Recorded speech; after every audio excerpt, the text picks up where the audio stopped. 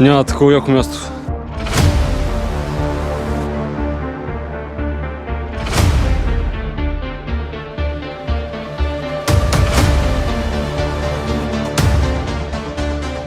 Добър ден, драги зрители, и добре дошли в епизод номер 10 от подготовката за Матърхорн. Искам преди да започна само да вметна, че в клипа има мои кадри на хората, катерещи Северната стена, и поради това, че имаше смъртен случай в същия ден, искам да се извиня, ако съм снимал случайно загиналата жена докато катери, и да изкажа искрени съболезнования към близките й. Приятно гледане. Отново се намираме на връх Мальовица да направим Мальовишкия траверс. В момента няма 6 часа и аз се намирам на паркинга на Мальовица ски. Имам новини за зрителите и това е, че хотела за изкачването на Матърхорн до година е букнат за юли 2027. Наспал съм се, готов съм и отивам да изкачвам Мальовица. С тия приспособления, наречени щеки, много лесно. Ето е пътеката в 6:30 сутринта към хижа Мальовица. Върва към хижата към 36 минути вече и ми остават 5 минутки, което означава, че темпото за сега чудесно. Това са 40 минути до хижата.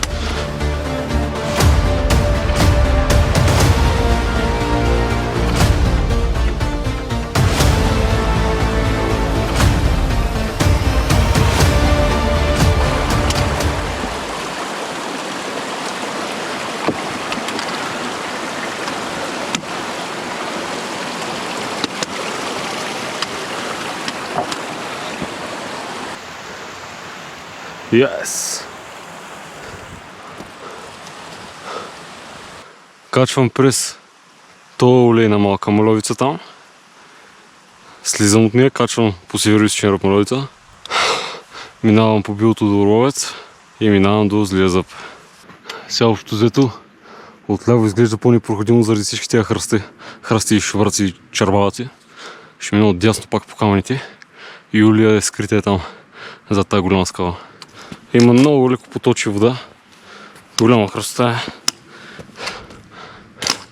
Изглежда и хлъзгово малко.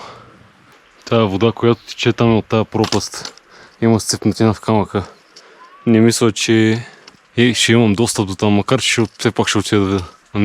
Не мога да стигна до там. Тук ще има малко катерени от моя страна. Я видим сега как стане номера. Опа, ето. Това е лош.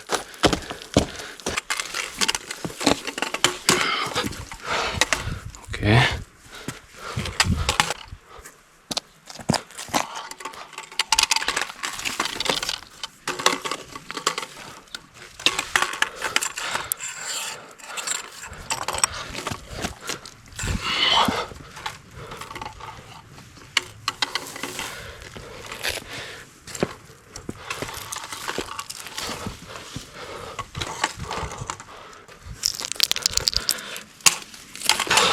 Так.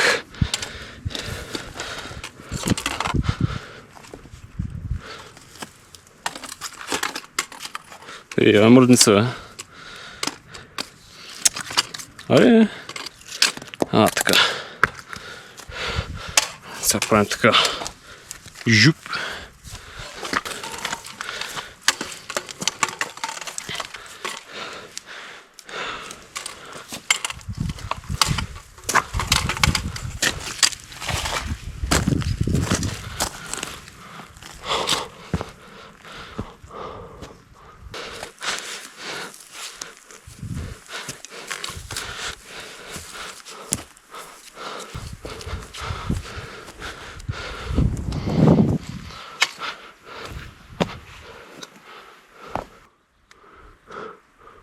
Тук има един малък, много красив участък, който ще трябва да го вземем ръчно.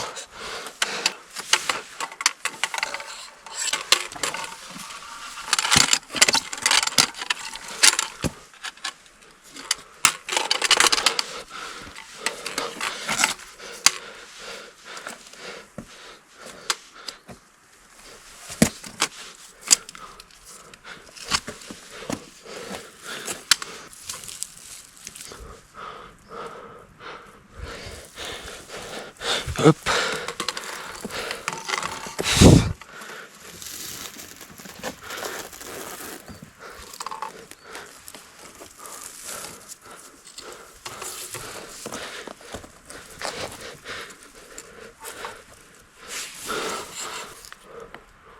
Откъде мина?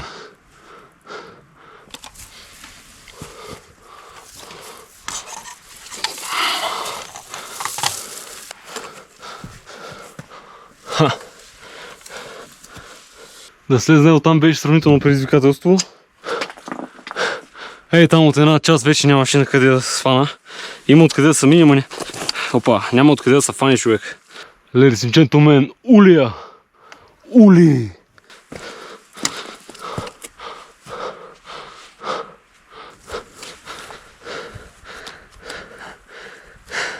Уникално поточи.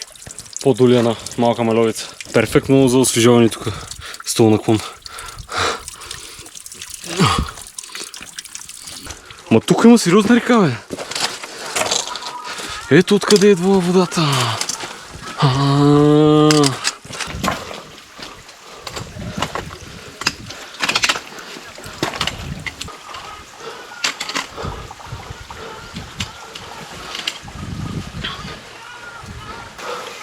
Бе. Хиа!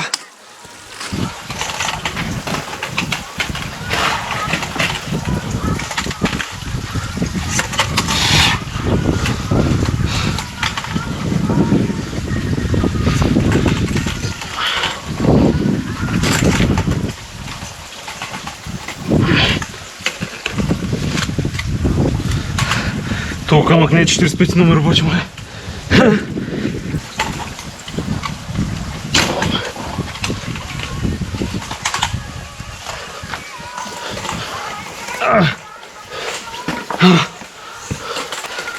Няколко кое четеките ми пречат и че не ми пречат да си дранчат, но просто един къде да се фащам.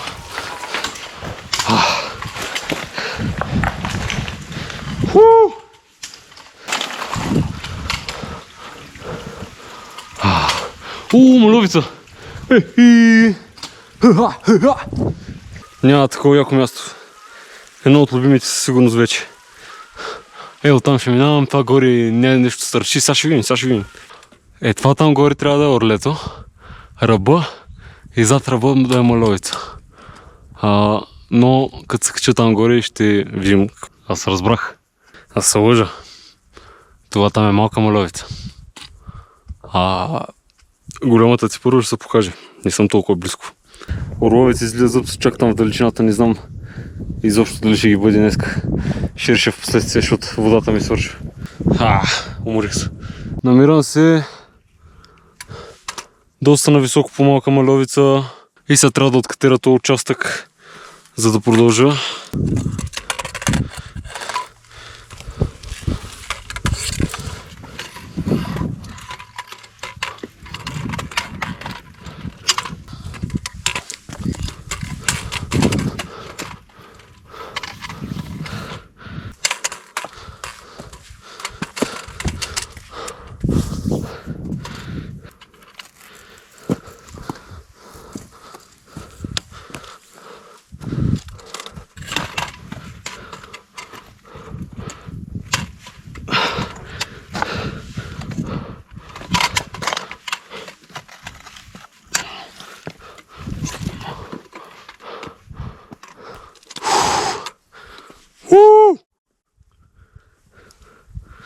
Върх малка маловица. Трябва да видим откъде ще слезна. Трябва да слезна, за да е там до орлето и оттам по североизточния ръб на маловица.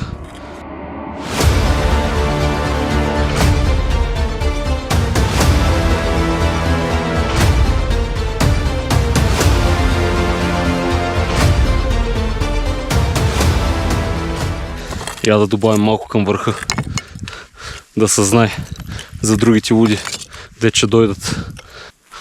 Я да видим от тук какво става. Лека по лека си приправям път надолу.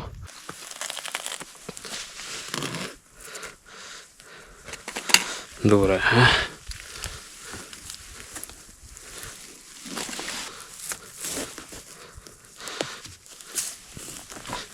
Окей.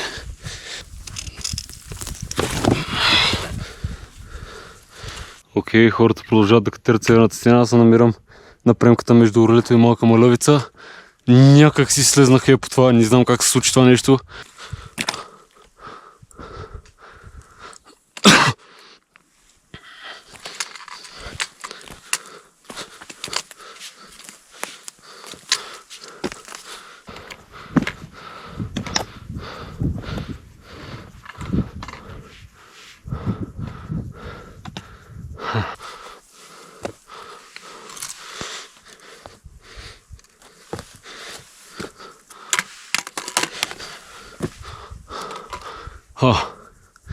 Аз тук не знам дали мога да мина.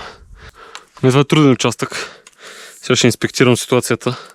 Много е хубаво, че камъните са назъбени тук и са така направи ъгли. По-лесно за фащане. И то тук е перфектен.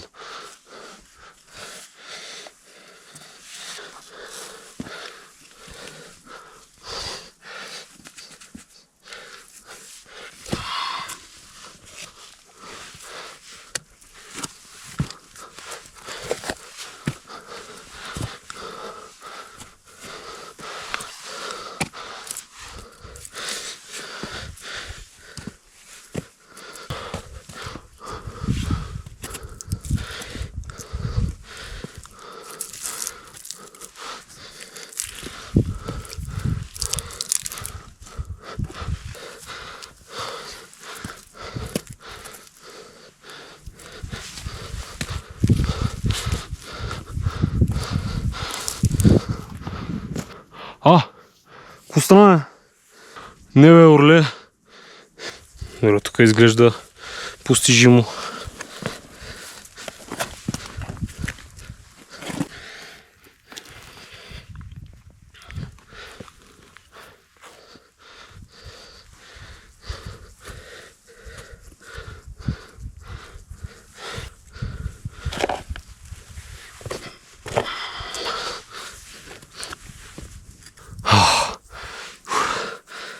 Това е горе-долу много вертикална стена, ама там съм прицакан, там май съм прицакан, нали поне не виждам наблизо къде мога да ида от тук.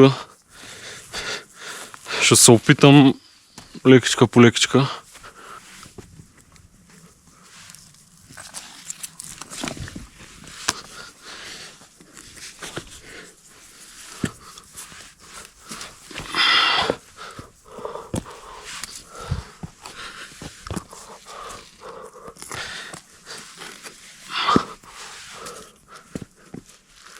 Уу!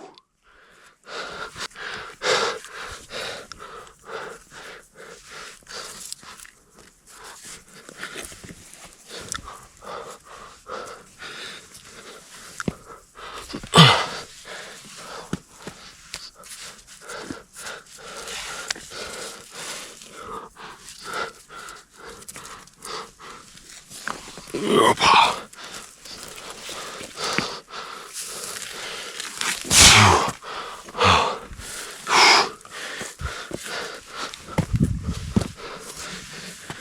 Уу!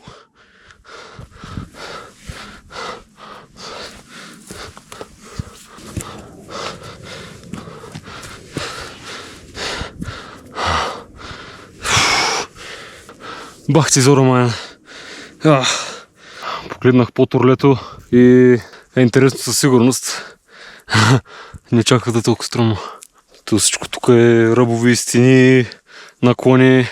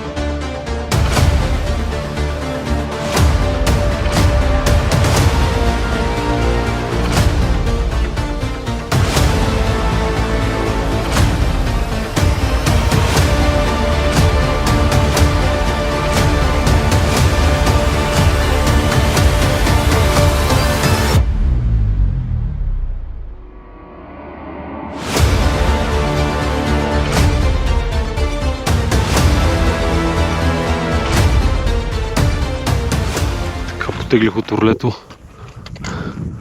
към североизточния ръб. Има много хора днеска. Да се пробваме да направим връх 3 от 5 евентуално. Имам чувство, само на средата има хора над мен. Почти горе. Орлето остана долу. Тук има някакъв участък, който миналия път не съм минал. Явно наистина някой, който беше ми написал в коментарите, че не съм минал в правилното място, а по камъните трябва, е бил прав. От тук трябва да мина. Сега ще го направя. И сега ако искам през цялото това, там е ровес и зад него чак излиза. Опа!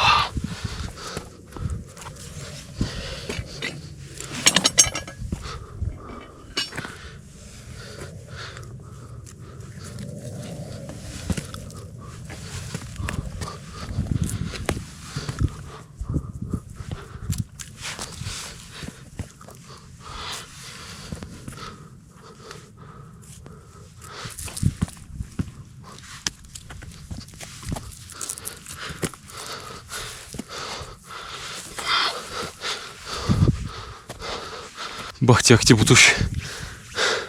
Не съм загубил сцепление един път.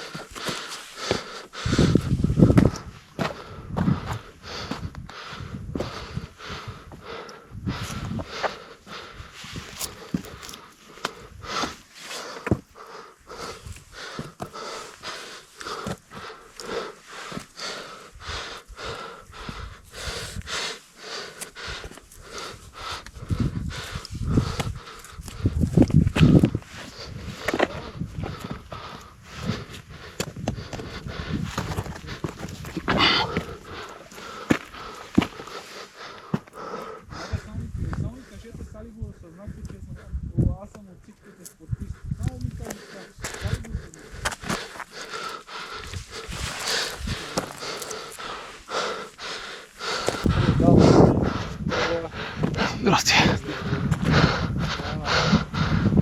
Толкова е лесно казан пътя вече.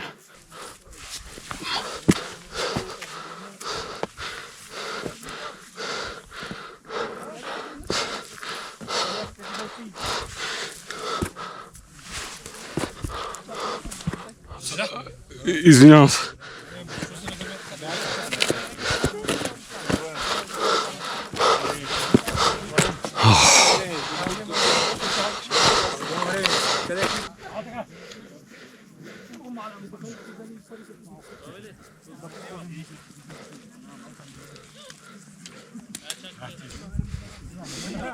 Тук, дами и господа, с едни хора се запознахме, че ми заедно и теглим раниците, коя е по-тежка. Моята една идея. Да. Значи така, вие как се казвате? Аз съм Найчо. Аз съм Ани. Аз съм Венко. Приятно ми е. Трябва да са петлите тук някъде. Уха! Да, има как ще. Е от тук надолу през това. Предавам се, връщам се. Няма да ходя никъде повече, защото има буря и сега се чуха гръмове и шавали. И ако ме запраска тук, сигурно ще умра. Да се чуи. Някой да ни каже, то го домързя и се тръгна.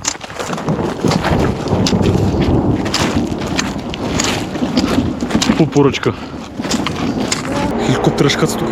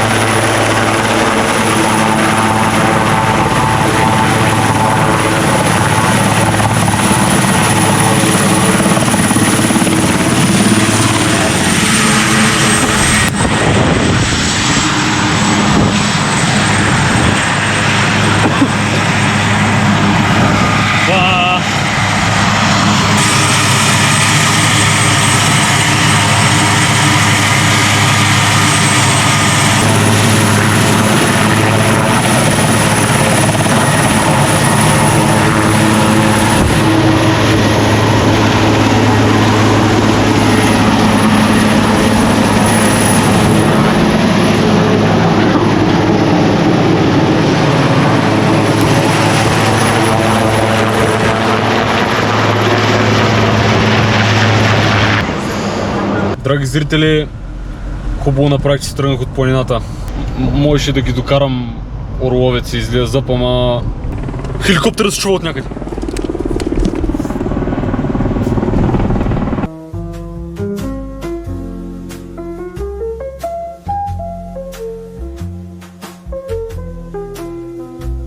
Дами и господа, с този мишмаш и тази честнова пърлинка приключвам този епизод номер 10. Днеска разбрах, че може би вече нямам толкова страх от височини. Нищо не ме е притеснило, освен бурята, нали, това, че нямах вода. Следващия път може да кача Злия зъб и Орловец. Въпросът е, че днеска не стигна времето и силите и всичко.